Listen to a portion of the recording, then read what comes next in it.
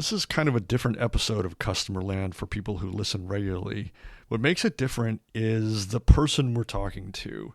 He is founder and CEO of a really, really interesting company that we'll hear more about in the second half of the conversation. But the first half of the conversation is what I think makes this so interesting, unique, different.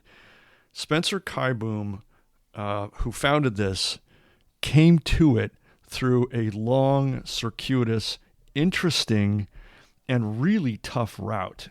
And I think for entrepreneurs especially, you're going to get something out of this that elevates the conversation beyond just the mechanics of what it takes to start an interesting company, but maybe even more so, what it takes to overcome the enormous obstacles and inertia involved in doing so.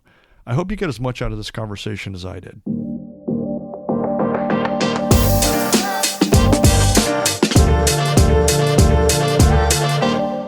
Wanted to kind of reconvene on a conversation we had a while back on what pollen is, because I don't think I did a great job of that, and it's a truly innovative solution. But before we even get to that, I want to talk about Spencer's background a little bit, because it's unique, especially in the startup world. This just look, I don't know anybody who's got your background, frankly. So, real quick, Spencer, if you would tell us where you came from, and then what from that to this.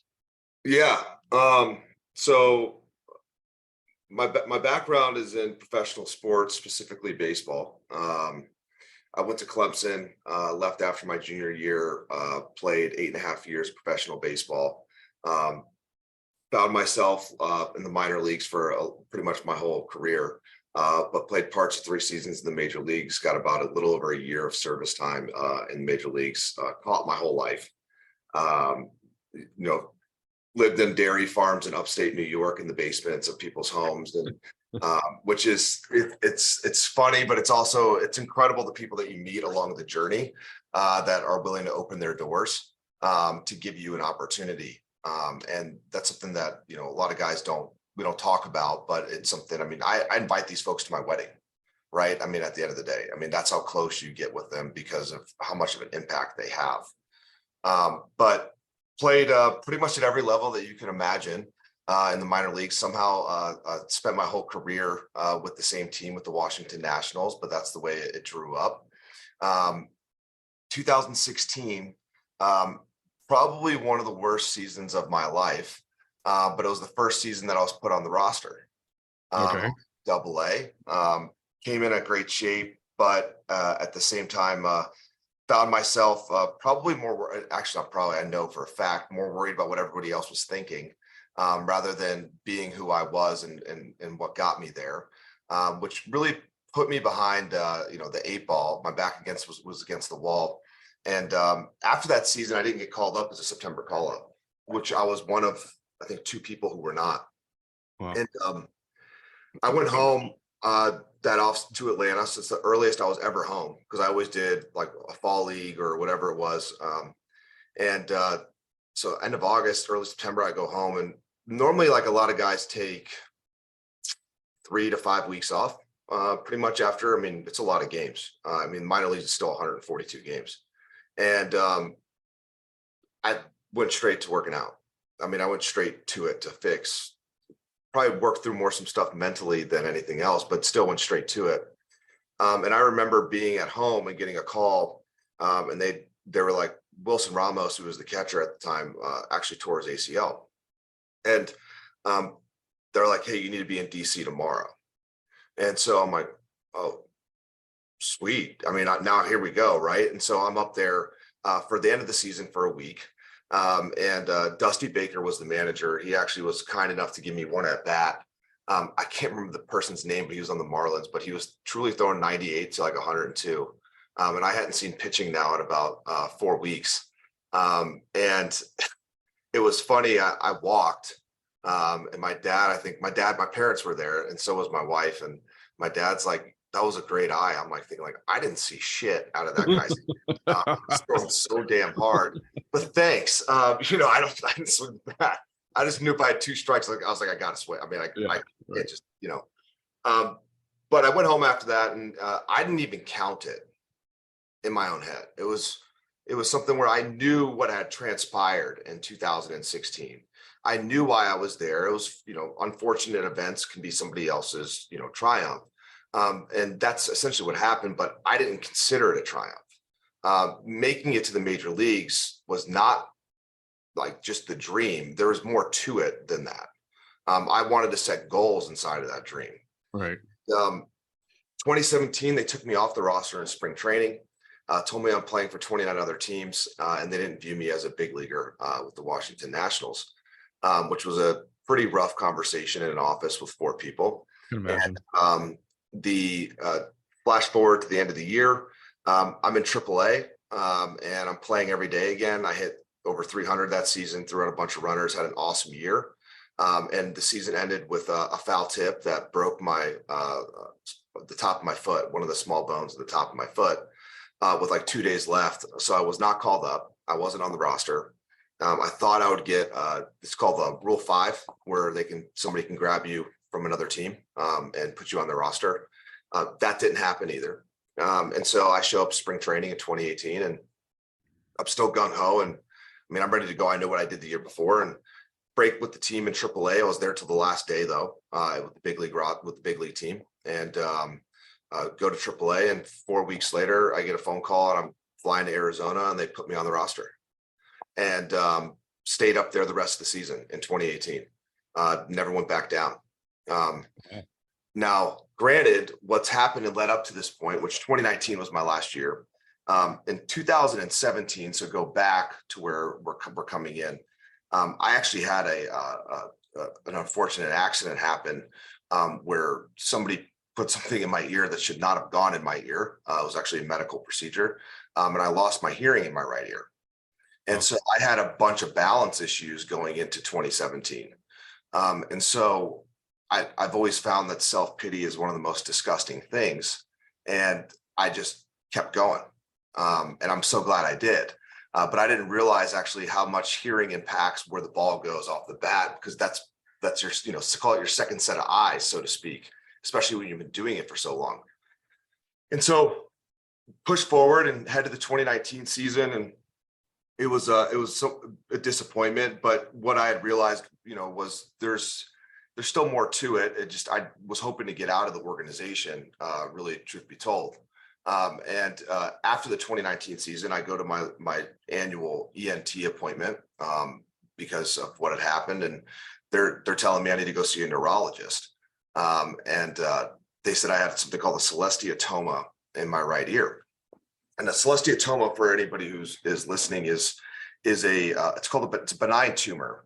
And so it's not something where you go, okay, this is cancer, but they apparently grow at rapid rates, and they don't know if it's going to grow fast or slow. They have no idea. And so I told the neurologist, I was like, well, cool, I'll probably see you in 6 months, because I'd been taken off the roster again, and I had opportunities to go play with like the Red Sox and some other teams, maybe Indians, I can't remember. But basically I go, I'll see you in 6 months. She goes, no, I'll see you in more like 4 weeks to like monitor this every 4 weeks. And I'm going, holy shit, like this is serious stuff. And so I ended up getting a surgery within 6 to 8 weeks after that. And I had to get a follow-up surgery again, which really took me out of the whole year, the whole season. And essentially at 29 years old, you really can't take a year off in the position that I was in. And the inclination of going back to AA to be a backup and to do something like that, and to maybe get a call up again that's a tough path and a pill that I just couldn't swallow. And especially with even today having still some balance issues from stuff going on, but it doesn't impact my life from a business perspective, so to speak. And so, Oh, I'm sorry. So what happened then? So, because there's a transition that happened, and so those surgeries, So I found myself laying in bed with no idea what to do. I signed up for classes at Clemson. I had 32 hours left. My joke is it took me longer than Van Wilder to get my undergrad degree. It took me 11 years, but we got it done. And I found myself sitting at a Kohl's, making a return for an Amazon return. And I had an idea in college, which is technically Pollen today, how it's evolved. And found myself at this Kohl's for 4 or 5 months straight. I mean, I'm there pretty much every day. inside the store, tracking people, watching buy rates, looking at how they figuring out the pricing on why they're doing what's going on, where is this product going. Actually visited one of their main hubs down in Macon, Georgia. They were nice enough to let me go down there when I met somebody from Amazon. And then spent a couple weeks between UPS and FedEx figuring out their pricing and how things work there. And then even spent time at an Ace Hardware and at Dick's Sporting Goods, looking at RFID. How does this work separate from vendors who come in and sell like at Ace Hardware, you name it. And the funny thing was they shared everything. Because I said I was in college and writing a paper, but they didn't ask what it was on. I think they thought it was a master's or something, although it was an undergrad and I was 30, which was funny, but they were sharing everything with me. And I'm going, there's so much value here. And at that moment in time, that summer in 2020, I met a gentleman named Mark Hart, who's a co-founder, who is our COO. And Mark had 30 years in supply chain. Mark, 7 years at Target, XPO, GXO, did warehousing, inbound, outbound, stood up tens of millions of square footage and understood retagging. And he's like, I know exactly what this does to the warehouse. This is a game changer. And understood how all that worked. And I'm like, sweet. Didn't know what a cap table was, didn't know any of that. And didn't know what a safe note was. I thought it sounded just safe. But I ended up raising $500,000 on a safe note. Didn't know how to communicate with the technologist or dev team, but I did know that I love design aspects to things. So I started watching tutorials on Adobe XD and would just build wireframes to send over to them, just to maximize the dollars and create working product that I was like, I can't tell you how to make this verbally at this moment in time, but I can show you what I'm thinking. So from there, so at some point in the saga of your baseball career, you reactivated what became Pollen. Was that after after kind of like you decided I can't go back, or was that kind of happening simultaneously? It's when I realized I couldn't go back, and I'm going, I don't know what I'm going to do.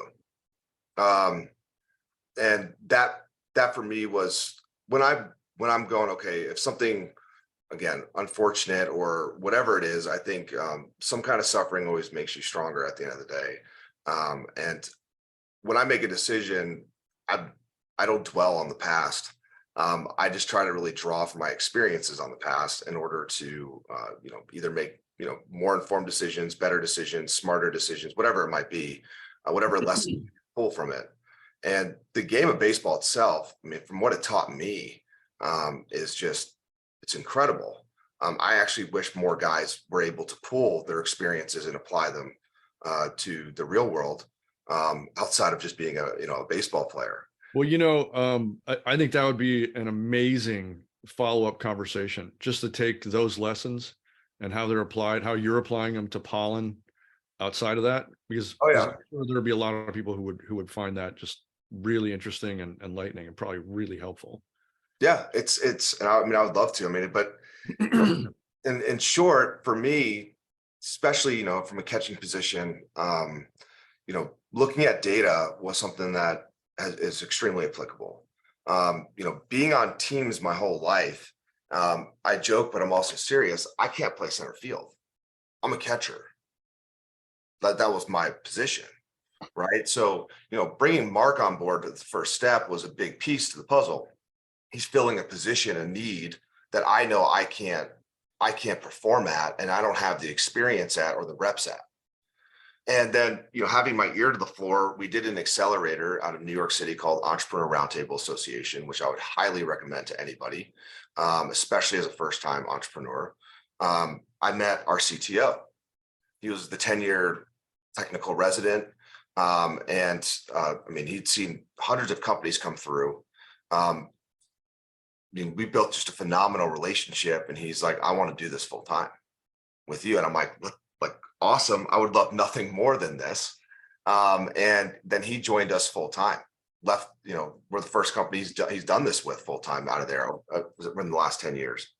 And then, running an MVP simultaneously, doing integrations with some folks without naming their names that were large, to where then you just kind of get like the halt. I mean, we had one company say, well, what if we just buy you instead? And you're going, what if we just run these pilots instead? And then next thing you know, I do a pitch competition, for example, and I meet Christian here. And Christian was one of the judges at Accenture Tower. And we were, call it, practicing the day before, and the next day you'd actually do the pitches and whatnot. And but I heard Christian say something, and I'm like, I think this is the smartest person in the room. And it was somewhat unfortunately overlooked as to what he said. And after that, I was like, I just want to stay in touch with this guy. To make the long story short there, he was introducing me to people that he felt that I should hire. Asked me, hey, why haven't you hired these folks? And I'm going, well, I don't want to dance with them. I want to dance with you. And so next thing you know, Christian's on board and filled another hole that we really needed filled. So that's a great transition, because I want to hear Christian's story too. Don't know if there's baseball in the background or whatever it is, but first, what was the thing, before you even get to that, what was the thing that Christian said that you were like, wait a second, I gotta pay attention here? Somebody had pitched about one of their middle mile companies, and like a middle mile, just one of the hundreds of middle mile companies out there, same kind of concept and idea. And Christian asked them, is your technology laying over the existing middle mile companies to create efficiencies among them? Because a lot of supply chain inefficiencies are due to too many software solutions and too many individual apps. And I'm thinking in my head, well, he's going to love what we're doing because we lay on top of everything that's there too. But I'm going, that's so true, right? I mean, everybody's got different systems. Everybody's running different software. Everybody's running all these different solutions. And yeah, of course you can do integrations, but at the same time, I mean, uncle, right? At the end of the day. And if you can lay over what's already existent to create a more harmonized process, we are creating new efficiencies in what's already existing. I want to take a quick break from the conversation to tell you about one of our sponsors. What could you achieve if you knew what your customers expected ahead of time? What if you could know what customers expect by category and by brand 12 to 18 months ahead of traditional brand tracking methods? And what if you could know exactly where to adjust and where to spend in order to drive the most benefit every time? A customer expectation audit allows you to identify areas that require strategic reinforcement, as well as pinpoint which values will contribute most to an emotional bond with your brand, and optimize accordingly. Customerland has partnered with BrandKeys, the world's oldest loyalty-focused consumer research firm, to bring real-world customer expectation audits to brands, brand managers, and to CX practitioners everywhere. Want to know where your brand stands and exactly what to do about it? Go to expectationaudit.com. That's expectationaudit.com and download a sample audit today. As I've come to understand the mechanics of what Pollen does, there are a couple things that stood out to me as, and I want to ask you before I just start calling this stuff out, but the idea that you're using existing delivery services and finding unused, basically asset time and deploying it on behalf of returns seems like, first of all, it's genius. If I've really framed that up correctly, and why hasn't anybody thought of this before? Because it's so available if you can figure out how to harness it. So first thing, let me just ask you, did I even come close to framing up the proposition? Yeah, no, you did it great. You framed it up phenomenal. Well, picking up returns is not a novel idea. I think we just have this concept in our head that and it's not really concept, it's just a fact. Like, no transportation manager is going to sign off on paying $5 for the pickup and $8 for their shipping label combined to increase their return shipping costs, 50% plus, essentially. It's not going to happen.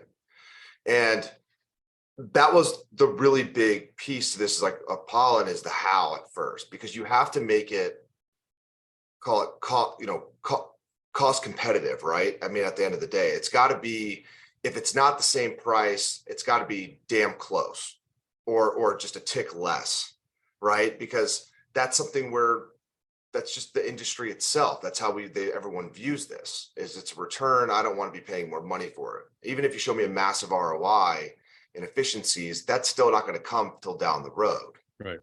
And so immediate benefits have to be something that somebody can hold on to. Selling more goods, and I'm not paying more money for my returns and return shipping. And so that was the big piece of the how. And that was something that, evolved as well, because the thesis when I started was, okay, well, who's going to pick it up? And I thought, and the thesis was, it's not about building a new rideshare army or a new app on the app store for somebody to download to get more pickups. Because again, now we're going to more apps and more software, which makes it even more confusing, especially for these drivers. It's about, what can I provide to the existing rideshare ecosystem and their platforms that truly works in conjunction with their current offerings between people and food. And it just so happens that there is a lot of downtime, and there is even ways to optimize where these drivers make drop-offs to maximize their inbound deliveries, again, from where they came from, right? I mean, that's something where we've even had some great discussions with folks like, hey, what if we make your drop-offs within a mile to half-mile radius of one of the 80 grocery stores that you deliver for? That would be really nice, right? What if it was at 11:30 in the afternoon and 5 o'clock in the afternoon where all the restaurants are?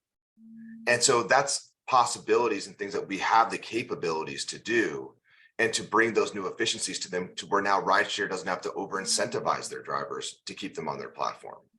There's nothing better than knowing the night before, if some driver claims 10 pickups for $50 within a 3-mile radius, that, hey, I have this driver locked in from 8 to 10:30 now. Right. And I know they're going to be dropping this off over here. So, so you're leveraging rideshare downtime effectively, right? Yep. Specifically the delivery services.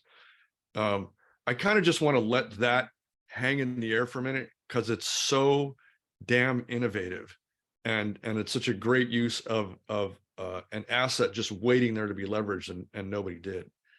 So let's talk a little bit, if you would, about how this has been received by the retail world. I know you're a very fresh company. I think that I'm editorializing badly here, but I think that understanding the proposition, your light bulb has to go off. It has to go off and go, wow, this is valuable. This could actually mean genuine dollars to the company, but you have to get it, and you have to believe it, because it's honestly, it's like, is this too good to be true? Does this actually work? So what's that process like when you're talking to somebody?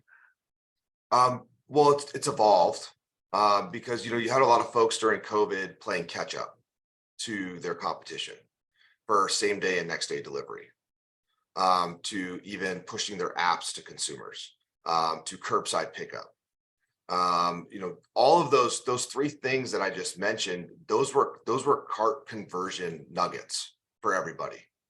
And what was happening was, the folks who had them in play even before COVID, although maybe unbeknownst to me, the consumer, we're now turning over every stone as a consumer to find these conveniences, which is a way for them to reduce the abandonment rates.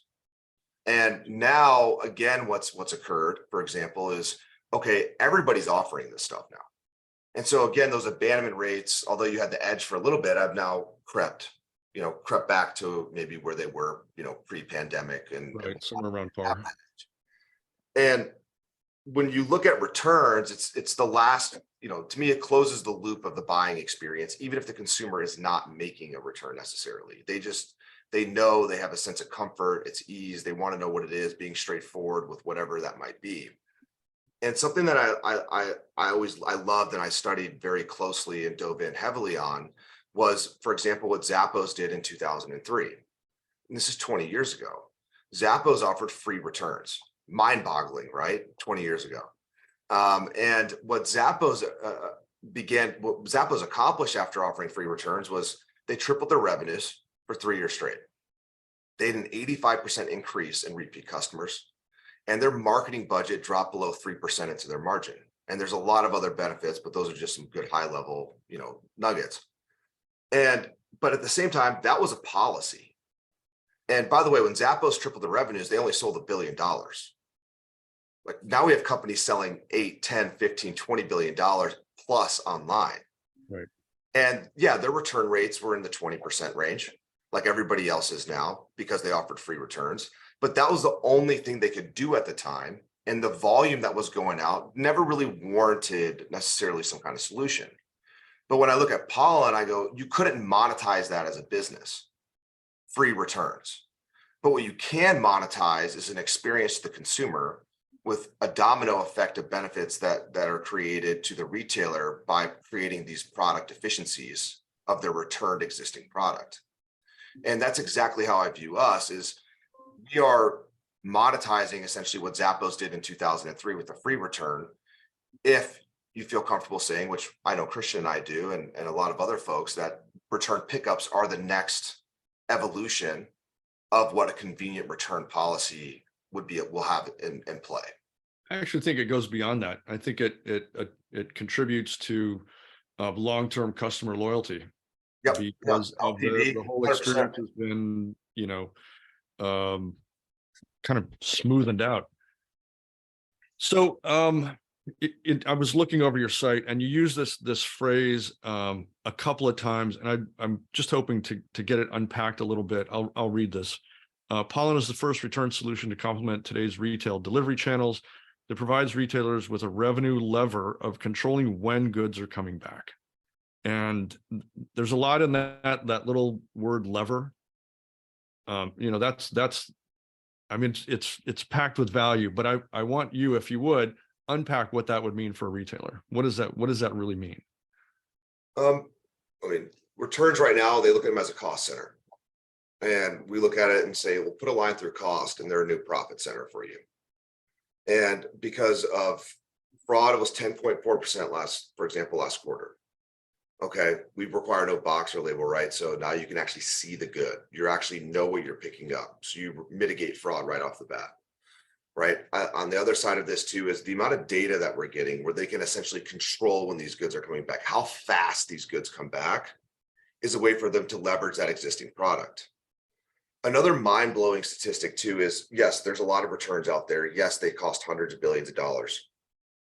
But we look at returns as a consumer in our head, and we think like, oh, this is like, it's faulty product or whatever, it's dirty goods almost. But what's crazy is they grade returns: grade A, grade B, and grade C. Grade A means I could get it back if it's a store and I bought it from the store, and I could put it right back on the shelf. Like, that's grade A, right? The box is not opened, you name it, right? It's got the tags on it. There you go. Let's hang it back up. It's there.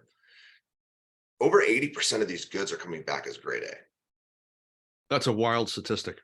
Over 80%. But what's actually being utilized as grade A is less than 30% of that. And so why is that the case? It's time. And I always like to use a simple example is, imagine you're going on a vacation with your family for Labor Day weekend, and maybe you or your spouse or whomever buys you a couple bathing suits to try on. You're going to the beach, and it's April 15th.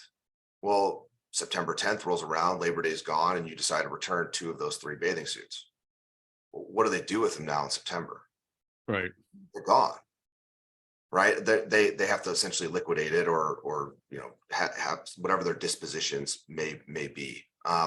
And so by getting goods back faster, as Christian alluded to earlier, fast out needs fast back. And if you can do that, now you create an insane amount of efficiencies that even trickle all the way down into the future of even making better predictions as to how much inventory you truly need on hand because of what you're going to be able to leverage with what's coming back. So I alluded to this a little earlier in the conversation, but Pollen's a fairly fresh company, been in development for quite a while, apparently, but fairly new to the market. You mentioned that you had run test cases with some fairly sizable retailers. Are you at liberty to talk about any of the current clients you're working with right now? I know probably a lot of brands and retailers out there probably aren't too cool about letting you peek behind the curtain operationally. But are there any brands that our listeners might know that are deploying your solution? Yeah, so we ran with call it what we would consider small to mid tier, maybe almost mid in the MVP stages. We've even done some stuff with some medical device companies and dabbling over there. And for us right now, our main focus is we have phenomenal data.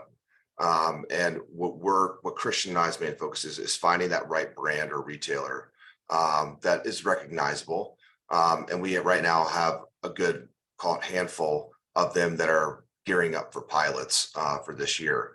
And our main focus is measuring the what are we doing to your abandonment rates? What are we doing, for example, to your LTV, your customer acquisition costs? What are we doing to your shopping cart minimums? What are we doing to incentivize app downloads, membership signups, you name it? Because that's the instant benefit that you can give somebody by saying, yep, we have returns picked up, we're running pollen, boom, here we go. This is the numbers that we can expect. And we want to have the right brand or retailer with that data. And we believe that will be extremely powerful to where then we say, great, now we can go at hyperspeed with that. Do you have, what's the profile of your ideal pilot right now? Your ideal customer, your ideal client? Yeah. So fashion apparel, electronics, even trade-in programs. We can do healthcare as well, like some testing kits. There's obviously some stipulations as to what you can pick up from a hazardous perspective, but right. There's very few things that you can't. But somebody who's looking at it and let's say has increased their direct-to-consumer approach, if they were a retailer, like a omni-channel brand with stores and whatnot, but they've increased their direct-to-consumer approach, or they're a retailer who has multiple stores but is also trying to grow their online presence. Somebody who is, let's say, struggling with their marketing dollars eating into their margin. Somebody who's had excess inventory over the last year and is continuing to fight these excess woes that we continue to see in headlines. Those type of folks for us are the ideal customer profile. Would you say there's any particular vertical within that description that's kind of the sweet spot? In regards to like the type of products that they sell? Yeah, would it be fashion retailers? Would it be Yeah, fashion retailers, your electronic companies that we can all think of. Those type of folks right there are prime examples. For example, you can go, okay, electronics, like let's just, and by the way, I'm not soliciting or saying we're talking to these folks when we're actually not, but Apple, for example, they have computers, right? They have cell phones. People buy them directly through them. What can we do to your abandonment rates? What can we do to your purchase conversions? What can we do to signups, memberships, loyalty? What can we then do to recovery rates? Because trade-in recovery is pretty much less than 50% success from online purchases and having those goods trade in. So how much can we increase that for up to 95%, 98%? So they're getting more value back for anything that's being traded in and being offering a discount or Apple Bucks, whatever that might look like. That's a great example. Retail, same concept. Obviously not trade-ins, but how can we even incentivize exchanges for you at the end of the day? Retain those dollars.